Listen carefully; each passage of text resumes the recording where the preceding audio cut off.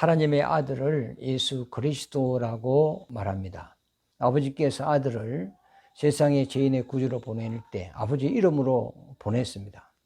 그 아버지의 이름의 뜻은 구원이라는 의미인데 자기 백성을 죄에서 구원하는 이름이라 천하 만민에게 구원 얻을 만한 다른 이름을 우리에게 준 적이 없다. 하나님의 아들이 아버지로부터 보냄을 받을 때 구원의 이름을 받고 이 세상에 오셔서 아버지의 뜻을 이루었습니다. 그리고 죽은 자 가운데서 3일 만에 부활해서 하늘로 성천을 하시기 전에 제자들에게 내가 아버지께 가면 보혜사 성령을 내 이름으로 너에게 보내준다 그랬어요.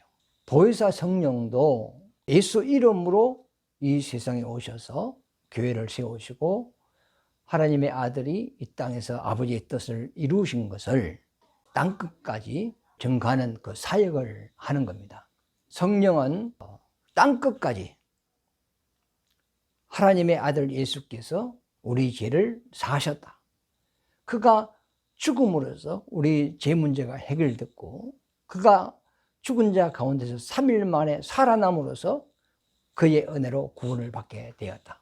이 사실을 믿는 자는 누구든지 죄에서 자유를 얻고 하나님의 생명을 얻어서 영원한 천국의 소망을 가지고 살아가고 있다. 이런 복음을 땅끝까지 예수 이름으로 전하는 그 사역을 성령께서 하신다는 겁니다. 그리고 예수 믿는 성도들에게 하나님이 예수 이름을 준 거죠.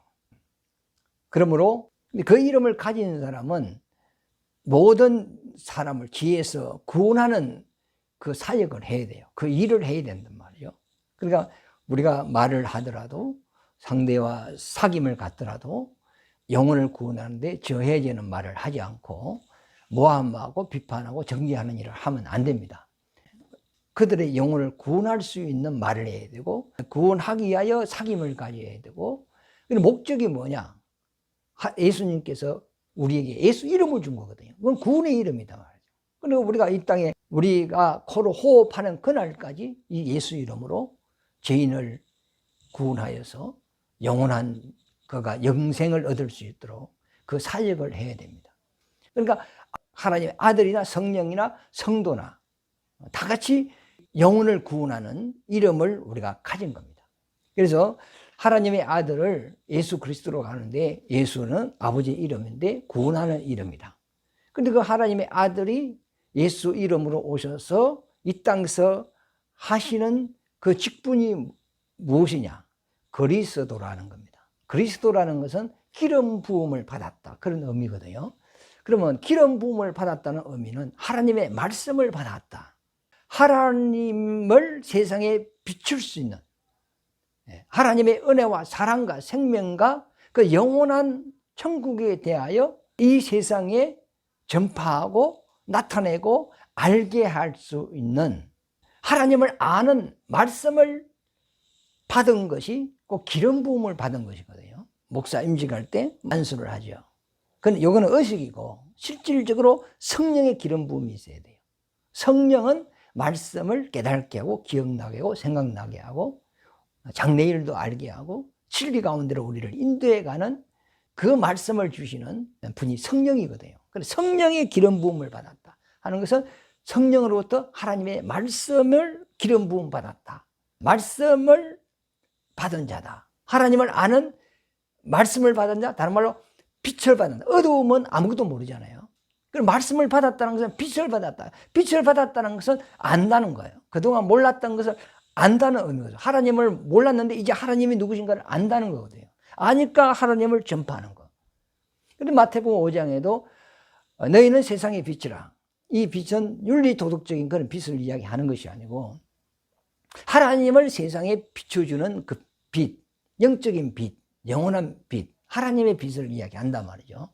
구약의 성막에 보면은 성소와 지성소가 있습니다. 성소에 들어가면 촛대가 있어요. 양쪽으로 등잔이 3개, 3개, 6개죠. 중간에 이제 또 하나, 등잔이 7개가 있습니다. 그거는 간으로 되어 있습니다. 그래서 중간 간에 뚜껑을 열고 기름을 부으면은 그 등잔 심지가 기름에 당겨져서 불을 켤 수가 있습니다. 그럼 촛대에 불을 켜면 그 바로 촛대 앞에 떡상이 있거든요.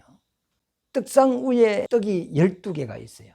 그래서 이스라엘 12지파를 이제 상징하는데, 이스라엘에게 그 떡을 주어서 그 이스라엘로 말미암아 온 세상 모든 사람에게 하나님의 생명의 말씀을 줄 것에 대한 상징적인 것이단 말이죠. 떡상은 곧 예수다. 예수님이 나는 생명의 떡이다, 이런 말씀을 하셨잖아요. 그러니까 하나님의 입에서 나오는 그 말씀은 영이고 생명인데, 그 말씀을 우리가 믿고 받아들이면 우리가 구원을 받는 거죠. 그 떡상을 비치는 것이 뭐냐? 촛대 성령이거든요. 왜 7개냐? 이 세상에 7교회, 하나님이 세우신 7교회, 7이라는 것은 완전수거든요. 이 세상에 있는 모든 교회를 지칭해서 7교회라 하는 겁니다. 그러면 각 교회마다 성령이 하시는 말씀을 들을지어다, 이렇게 계시록에 이야기했습니다. 그러니까 성령의 기름 부음을 받았다는 말은 하나님의 말씀을 받았다. 하나님의 말씀을 받은 자는 하나님을 안다. 하나님을 아는 사람은 이 세상에 하나님의 빛을 비추는 그 사역을 한단 말이죠. 그래서 그리스도라는 의미는 기름 부음을 받았다, 그런 의미인데, 구약에 기름 부음을 받는 3가지 직분이 있습니다. 하나는 선지자, 하나는 제사장, 하나는 왕입니다. 선지자는 하나님의 말씀을 받은 자거든요. 아브라함부터 그러죠. 아브라함의 선지자다, 이렇게 이야기하는데, 또 사무엘 선지자, 이런 사람들은 하나님의 말씀을 받은 자들이 있단 말이에요. 그 말씀을 받고 자기 백성들에게 하나님의 말씀을 선포한다고요. 제사장은 그 레위지파 아론이 이제 대제사장이거든요. 레위지파에서 그 제사장 계열이 계속 흘러내려옵니다. 하나님의 율법을 가지고 하나님의 말씀대로 하나님을 섬기는 그 일, 그것이 이제 제사장입니다. 그리고 백성들의 죄를 사하게 하여 양을 잡아서 피 흘려서 그 피를 하나님께 보임으로써 백성이 죄 용서받았다는 그런 의식을 맡아서 하는, 하나님과 백성 그 중간에 중보 역할을 하는 거죠. 그 사역을 하는 자가 제사장이란 말이에요. 그 다음에 왕은 유다 지파, 다윗이 이제 이스라엘의 초대 왕이죠. 구약에는 큰 3줄기가 내려오는데, 제사장, 선지자, 왕, 이 3 직분은 기름 부음을 받았단 말이에요. 이것은 예수님에 대한 그림자입니다. 그러니까 이것은 영원한 것이 아니고 개혁될 때까지 맡겨둔 것이다. 그러니까 예수님에 대한 비유죠. 우리의 참 선지자, 제사장, 왕은 예수님이란 말이죠. 실질적으로 우리에게 천국 복음을 전해주고 우리 죄를 사하여 주시고 우리의 주가 되시는 분이 누구시냐? 예수라는 겁니다. 영원한 우리 주시고 영원한 우리 임금이시고 영원한 우리 구세주이신 예수님이 그리스도라는 직분을 가지고 이 땅에서 사역을 한 겁니다. 그래서 예수님이 공생의 3년을 통해서 천국 복음을 전했어요. 천국은 마치, 천국은 마치, 천국은 마치 하면서 천국 복음을 증거했죠. 그 다음에 제사장으로서 자기 희생 그 몸을 하나님께 제물로 드림으로써 인류의 죄가 사함을 받게 되었습니다. 구약에서는 양머리에 제사장이 안수하여서 사람의 죄를 양에게로 넘깁니다. 그러면 양이 사람 대신에 죽거든요. 이와 마찬가지로 예수님은 인류의 죄를 받으셨어요. 보라, 세상 죄를 지고 가는 하나님의 어린 양이로다. 세례 요한이 성령이 충만해서 예수를 바라보고 무리들 앞에서 외쳤단 말이죠. 이사야 53장 6절에도 여호와께서 우리 무리의 죄악을 그에게 담당시키소서다. 구약의 양이 사람의 죄를 안수받아 죽는 것 같이 그는 비우고 실상의 제물은 하나님의 아들이 사람의 몸을 입고 와서 사람의 죄를 대신 안수받고 십자가에서 죽음으로써 인류가 죄에서 벗어날 수 있게 되었단 말이죠. 주님이 대제사장으로서 그 사역을 하셨습니다. 그리고 이제 왕의 직분은 아직 안 하셨어요. 재림하실 때 만왕의 왕으로 이제 재림을 하는 거죠. 초림 때는 구원자로 오셨어요. 목자로 오셨어요. 우리를 죄에서 구원하여 저 천국으로 인도해 가는 구원자로 초림 때는 오셨으나 주님이 이 땅에 오셔서 왕노릇 한 적이 없거든요. 뭐 대접받고 심판하고 막 이러한 적은 없단 말이에요. 제자들 앞에서 천국은 어떤 자가 크느냐 했을 때 예수님이 그랬죠. 이 땅에서는 섬김을 받는 자가 크지만은 천국은 섬기는 자가 크다 그랬어요. 예수님은 이 땅에서 섬기러 오셨어요. 왕노릇 안 했거든요. 그러나 그분이 다시 재림할 때는 만왕의 왕으로 오는 거예요. 심판관을 가지고 오는 겁니다. 이 세상에 하나님이 나라를 세워서 통치하러 오시는 거거든요. 그래서 주님께서 선지자 사역하시고 제사장 사역하시고 이후에 이제 왕으로서 통치를 한단 말이에요. 이와 마찬가지로 우리도 만인 제사장, 우리가 하나님 말씀 받은 자거든요. 그러므로 선지자잖아요. 또 하나님을 섬기잖아요. 제사장이잖아요. 그리고 우리가 선지자와 제사장 노릇을 잘 감당할 때 주님과 함께 왕 노릇을 하는 겁니다. 주님은 이 땅에서 왕 노릇 안 했습니다. 하지 마라 그랬습니다. 우리 제자들에게 섬김을 받으려 하지 마라 그랬습니다. 왕 노릇은 주님이 오실 때 같이 하자는 거거든요. 그러므로 예수 그리스도, 하나님의 아들을 예수 그리스도라고 하는데 그 이름 안에 의미가 굉장히 많습니다. 예수라는 이름은 구원하는 이름이다.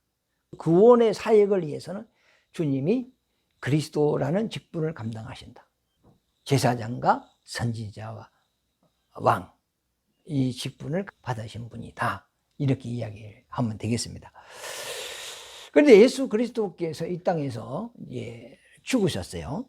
죽으셨는데 오늘 11절 말씀에 보면 예수를 죽은 자 가운데서 살리신 이의 영이 너희 안에 거하시는 그리스도 예수를 죽은 자 가운데서 살리신 이가 너희 안에 거하시는 그의 영으로 말미암아 너의 죽을 몸도 살린다 그랬어요. 그러면 죽을 몸을 살린다는 이 말이 무슨 말이냐 말이죠. 사람에게는 두 몸이 있습니다. 이 땅에서는 우리가 흙으로 된 육의 몸을 입고 삽니다. 그러나 이 육의 몸으로서는 하늘나라를 유업으로 받을 수 없어요. 고린도전서 15장 50절 말씀해 보면 혈과 육은 하나님의 나라를 유업으로 받을 수 없다 했거든요. 그러므로 우리가 천국 갈 때는 지금 이 몸으로 천국 갈 수 있는 것이 아니고 이것은 벗어야 되고 영원한 몸, 영생할 수 있는 영원한 몸이 하늘로부터 내게 입혀지는 겁니다. 그래서 고린도후서 5장에 보면 그날에 손으로 짓지 아니한 영원한 장막이 내게 입혀진다 그랬거든요. 제가 한번 읽어보겠습니다. 고린도후서 5장 1절부터 보면 만일 땅에 있는 우리의 장막집이 무너지면 땅에 있는 장막집은 육의 몸이죠. 하나님께서 지으신 집, 곧 손으로 지은 것이 아니요. 그러니까 이 땅 흙으로 지은 것이 아니고 하늘에 있는 영원한 집이 우리에게 있는 줄 아느니라. 지금 내 영혼의 집이 육체잖아요. 그러면 내 영혼이 이제 천국 가려면 육의 이 장막을 벗고 손으로 짓지 않은 영원한 하늘에 있는 하나님께 있는 장막을 우리가 입는다는 거예요. 그 몸을 입는다는 거죠. 2절에 참으로 우리가 여기서 탄식하며 하늘로부터 오는 우리 처소를 덧입기를 간절히 사모하노라. 이렇게 입는 것은 우리가 벗은 자로 발견되지 않으려 함이라. 우리가 천국 갈 때는 이 몸을 벗고 주님과 똑같은 몸을 입고 오거든요. 빌립보서 2장 4절에서 쭉 보면은 하나님의 아들이 자기 본체를 벗어놓고 사람의 몸을 입었다 그랬거든요. 그 본체, 근본 몸이라는 거거든요. 몸체자를 쓰거든요. 하나님의 아들은 그 본체를 입고 있었는데 그 몸이 있다, 영원한 몸이 있다. 그 몸을 벗고 죽을 사람의 몸을 입고 이 땅에 오신 거단 말이에요. 그리고 그분이 십자가에 죽을 때는 이 사람의 몸으로 죄를 지고 죽었어요. 죽고 난 이후에 부활할 때 그 본체, 영원한 그 본체를 입고 부활한 거거든요. 이와 마찬가지로 주님과 똑같은 몸이 하나님께 우리 몸에 있는 거예요. 부활할 때 그 몸을 우리에게 입혀줌으로써 주님과 똑같은 몸을 입는 거예요. 자, 부모가 자식을 10명을 낳았어요. 그럼 부모로부터 몸이 10개가 나온 거예요. 근데 그 몸은 DNA가 99.9% 똑같아요. 열 형제 몸의 DNA는 다 같아요.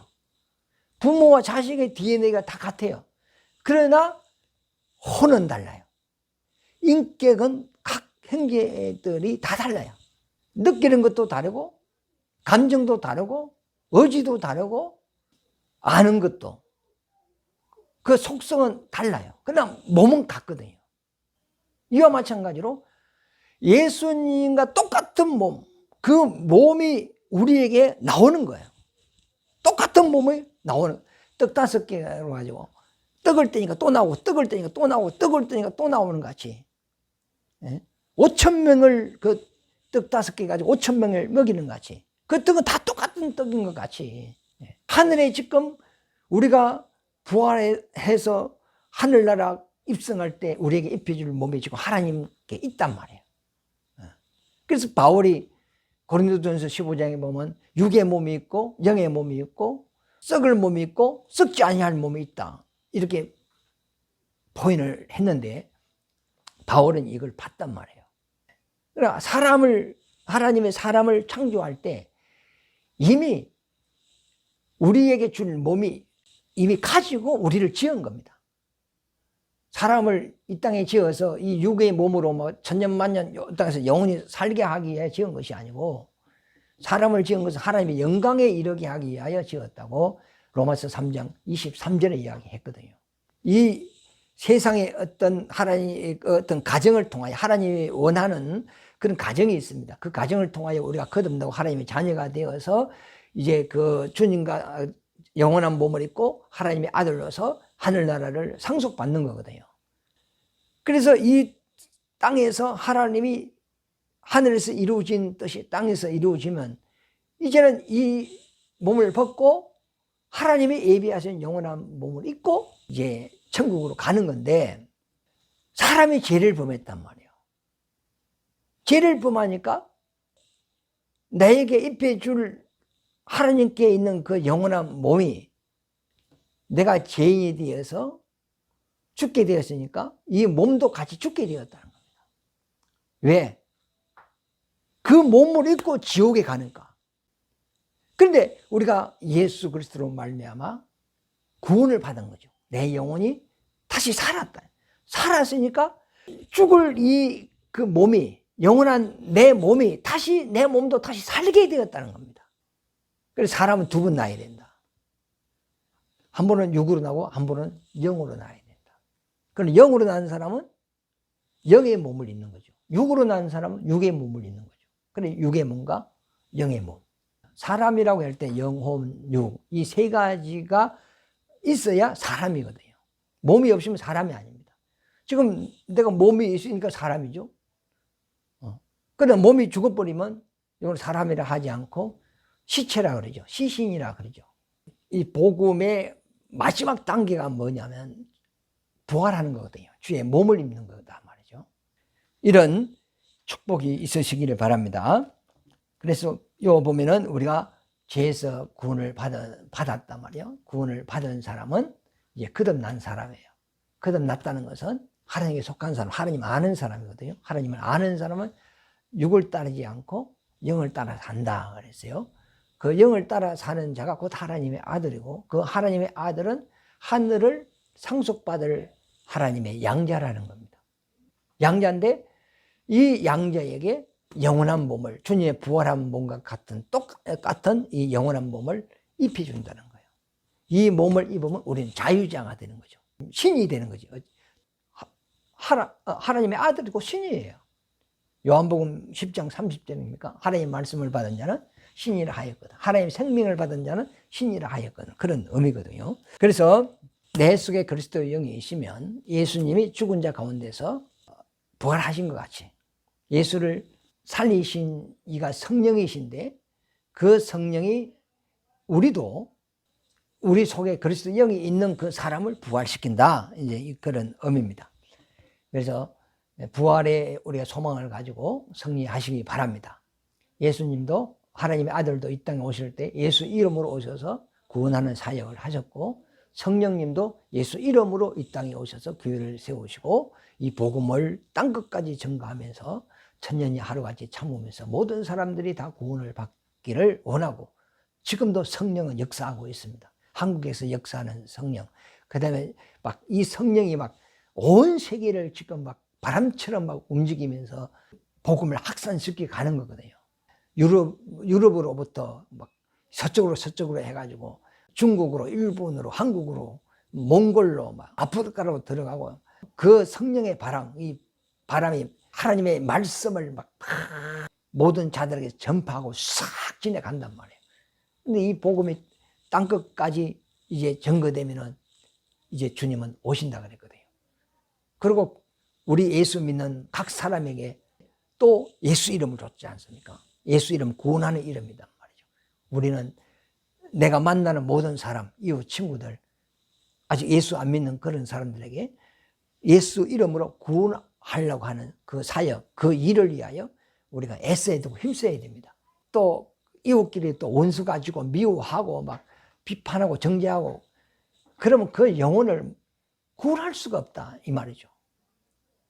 예수님이 우리를 구원하기 위하여 침뱉음도 당하고 욕도 얻어먹고 핍박도 당하고 막 이 땅에서 예수님만큼 많은 고난을 당하신 분이 어디 있습니까? 그분은 하나님이십니다. 죄가 없는 분이단 말이에요. 우리를 구원하기 위하여 사람의 몸을 입고 가장 낮은 곳에 오셔서 그런 희생과 고통을 당해 주심으로써 우리가 사는 거예요.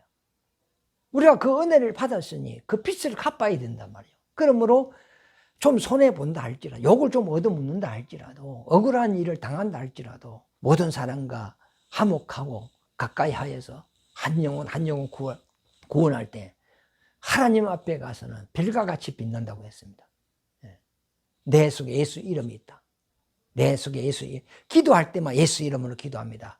하지 마시고 실질적으로 예수 이름은 구원하는 이름이니까 그 일을 우리가 해야 된다는 거죠. 그리고 난 이후에 부활할 때 영원한 몸, 주님이 부활하신 그 본체와 똑같은 영원한 몸을 입고 이제 자유자로서 하늘나라를 상속받아서 천사를 다스리면서 하나님의 주시는 말씀을 받고 기쁨과 행복과 안식과 희락을 맛보면서 영원히 사는 것이 천국입니다. 이 땅에서는 일하는 곳이고 하늘나라에서는 누리는 곳입니다. 그거는 의와 희락과 화평이라고 그랬거든요. 그 영광을 바라보고 그 희락을 바라보고 믿음 생활을 하시기를 바랍니다. 우리가 주님을 위하여 어려움을 당하면 주님의 이루가 옵니다. 그러나 내가 실수해서 당하는 고통은 주님의 이루가 필요 없습니다. 그러므로 우리가 주의 일을 하면서 주님의 이루를 받고 주의 축복을 받고 주님의 보호하심을 받으시기를 바랍니다. 그렇게 할 때 우리 가정도 하나님이 축복해 주실 것이고 우리 자녀들도 돌아봐 주실 것이고 우리의 환경이 복되게 바꾸어질 것입니다. 우리의 믿음은 허무한 것이 아니고 분명한 소망이 있고 확실한 것이다 말이죠. 이 부활의 몸, 내가 영원히 입어야 될 그 몸이 하나님께 있다. 주님 오시는 그날에 이 육체의 몸을 벗어버리고 그 영원한 몸을 입을 것이다. 그걸 입으면 이제 주님과 같이 자유자가 된다. 그러면 이제 그때부터 신으로서 하나님의 영광 속에 사는 겁니다. 이 기쁨이 나와 여러분 속에 충만하시기를 예수 이름으로 축원합니다.